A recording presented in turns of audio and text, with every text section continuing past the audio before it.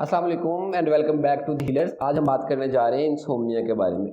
Insomnia आमतौर पे कहा जाता है अगर कोई पेशेंट ये कंप्लेन करे कि उसको नींद नहीं आती और ख़ास तौर पे जब वो बिस्तर में जाता है और 2-3 घंटे तक वो डिफरेंट थॉट प्रोसेस से गुजरता रहता है, लेकिन उसको जो नींद है वो बहुत मुश्किल से आती है।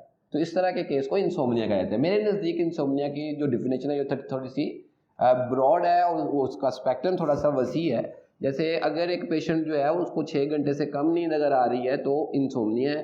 अगर किसी पेशेंट को पहले पैर में नींद आ जाती है और बाद के पैर में उसको डिस्टर्बेंस रहती है, नींद का इशू हो जाता है, तो भी इंसोम्निया है। और अगर पहले पैर में प्रॉब्लम है बट दूसरे पैर में नींद आ जाती है तो भी इंसोम्निया है। और अगर कोई पेशेंट 8 घंटे नींद करने के बाद भी फ्रेश नहीं होता और लिथार्जिक फील करता है तो भी ये इंसोम्निया है। तो इंसोम्निया एक बहुत ही क्रिटिकल इशू इसलिए है क्योंकि ये डिफरेंट किस्म की मेंटल रिलेटेड प्रॉब्लम को डेवलप करने में अपना रोल प्ले करता है। लिहाजा 8 घंटे से कम नींद जो है वो बहुत ही ख़तरनाक हो सकती है। फ्यूचर नफ्सियात के हवाले से साइकोलॉजिकल इम्पैक्ट इसका बहुत ज़्यादा है। तो हम इसको मैनेज कर सकते हैं होम्योपैथिक मेडिसिन के साथ भी और डिफरेंट एक्सरसाइजेस के साथ भी।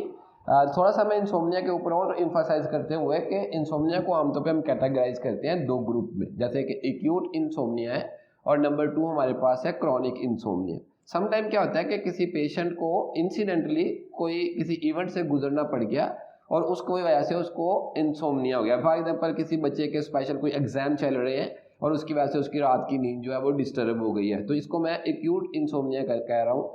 और जबकि जो क्रॉनिक इंसोम्निया है वो खासतौर पे एक सदमा जो प्रीवियसली हो चुका है माजी में, लेकिन उसकी स्ट्रेस की वजह से या उसकी डिस्टर्बेंस की वजह से हमारा माइंड जो है उसने अपने सर्केडियन रिदम, एक नेचुरल सर्केडियन रिदम को खो दिया है और काफ़ी लंबे अरसे से पेशेंट का जो है वो नींद का इशू हो गया है। तो इस तरह का जो इंसोम्निया है इसको क्रॉनिक इंसोम्निया कहा जाता है।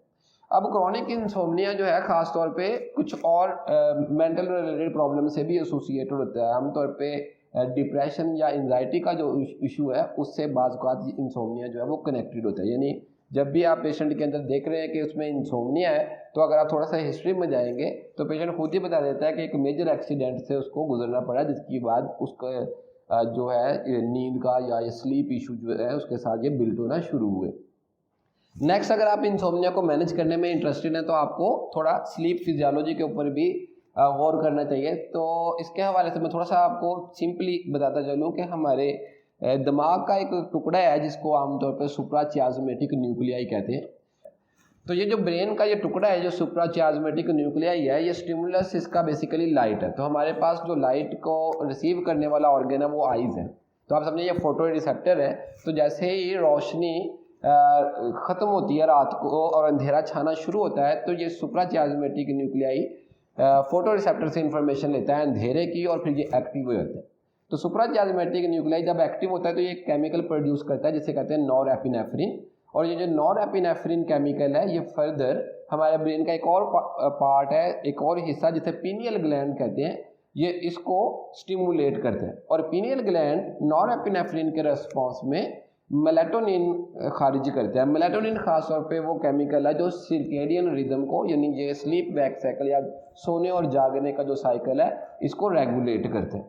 तो आम तौर पे ज़्यादातर जो चाहे वो डिप्रेशन से रिलेटेड है, चाहे कोई स्पेशल थॉट से रिलेटेड है, चाहे वो एक्यूट इंसोम्निया है, बेसिकली प्रॉब्लम जो है वो यही स्लीप फिजियोलॉजी के अंदर जो है डिस्टर्बेंस जो है वो क्रिएट होती है, जहाँ से ये इशू जनरेट होता है। इंसोम्निया की सबसे बेहतरीन मेडिसिन पैसिफ्लोरा इंक्रेनेटा है। इसको मदर टेंक्चर में इस्तेमाल किया जाता है। आप 10 से 15 ड्रॉप्स जो है 2 घूंट पानी के अंदर मिक्स करके 3 टाइम सुबह दोपहर इस्तेमाल करेंगे। और इंसोम्निया का ट्रीटमेंट खासतौर पे अगर क्रॉनिक इंसोम्निया है तो इसको 1 से 3 मंथ लग सकते हैं इंसोम्निया से रिकवर होते हुए। लिहाजा आपने इसको लंबा अर्सा अपना इलाज जारी रखना है और आपने सब्र के साथ काम लेना है। इंशाल्लाह ताला बहुत जल्द आप सेहतयाब हो जाएंगे। नंबर 2, इग्नेशिया ख़ास तौर पे हर पेशेंट के इंसोम्निया में काम नहीं करती, लेकिन कुछ ख़ास किस्म के पेशेंट जो किसी मेजर इंसिडेंट से या किसी ख़ास किस्म के सदमे से गुजरे हैं अभी रिसेंटली, और जब वो बिस्तर पे जाते हैं तो काफ़ी देर तक रात को करवटें बदलते रहते हैं और उसी इवेंट से रिलेटेड जो है थॉट्स जो है वो या सोचो विचार करते रहते हैं। तो इस तरह की अगर सूरत हाल है तो इग्नेशिया एक बेहतरीन मेडिसिन है। इग्नेशिया को 30 पोटेंसी में इस्तेमाल करें तो बेहतरीन रहेगी। आप इसको 10 कतरे 2 घूंट पानी के अंदर मिक्स करके 2 टाइम इस्तेमाल करेंगे, सुबह और शाम को। तो इंशाल्लाह ताला बहुत इफेक्टिव रिजल्ट्स आपको देखने में मिलेंगे। अच्छा, कुछ खास किस्म का इंसोम्निया होता है लोगों में, अगर खास तौर पे पहले पहर में, ये 40 साल से ऊपर के जो लोग हैं मेरी ऑब्जर्वेशन में, उनको पहले पैर में तो नींद आ जाती है, लेकिन जो सेकंड पैर होता है यानी 12 बजे के बाद जो है उनकी नींद जो है वो डिस्टर्ब हो जाती है, जब खास तौर पे सब सो रहे होते हैं। तो इस तरह के इंसोम्निया में आर्सेनिक एल्बम जो है ये बेहतरीन मेडिसिन है। इसको 30 पोटेंसी में 10 ड्रॉप्स 2 घूंट पानी के अंदर मिक्स करके आप 3 टाइम इस्तेमाल करेंगे, सुबह, दोपहर और फिर शाम को। इससे जो है इसकी स्लीप फिजियोलॉजी भी नॉर्मल हो जाएगी, पेशेंट थोड़ा हशाश बशाश भी फील करेगा, और अगर उसको किसी सदमे से गुजरना पड़ा है तो उसको भुलाने में भी हेल्प मिलेगी, और वो समझ ले दोबारा से ज़िंदगी में लौट आएगा इंशाल्लाह।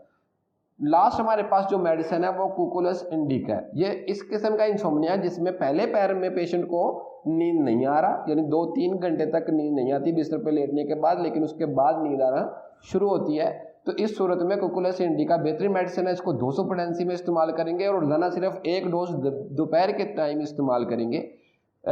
आप इसके 10 कतरे 2 घूंट पानी के अंदर मिक्स करके रोजाना 1 डोज दोपहर के टाइम दें तो पेशेंट जो है इंसोम्निया से रिकवर हो जाएगा। Thank you so much, until next time, अल्लाह हाफिज़।